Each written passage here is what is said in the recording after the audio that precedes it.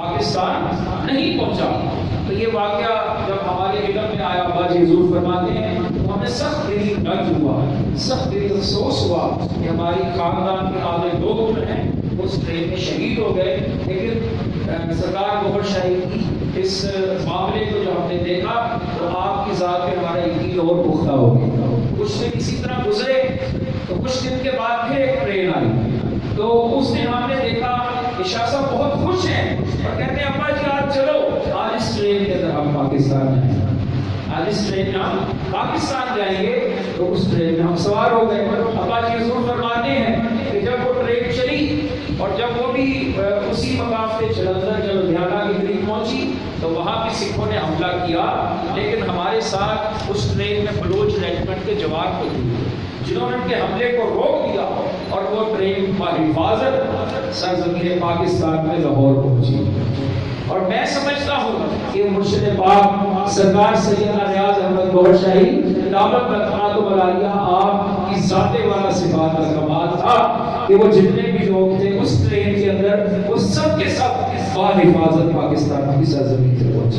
تو یہ سرزمین پاکستان اللہ کا بہت بڑا انعام ہے۔ آئیے میں اس وقت نعت کی گزارش کروں گا میاں والی سے، جناب زبیر صاحب سے تشریف لائیں اور چند اشعار بارگاہ رسالت پاک صلی اللہ علیہ وسلم کے حضور میں پیش فرمائیں، اور اس کے بعد میں اپنے مخلص و مہربان بہت پیارے سرفروش کمپیئر جناب انور بہزاد صاحب جو کہ رائیونڈ سے تشریف لائے ہیں، ان کو میں دعوت دوں گا کہ وہ کمپیئرنگ کے فرائض سنبھالیں گے۔ آپ سب دوست ایک محبت بڑا نعرہ بلند کیجیے، نعرہ تکبیر، نعرہ رسالت، نعرہ رسالت، نعرہ حیدری، نعرہ غوثیہ۔ پاکستان کا مطلب کیا؟ محبت سے پاکستان کا مطلب کیا؟ پاکستان کا مطلب کیا؟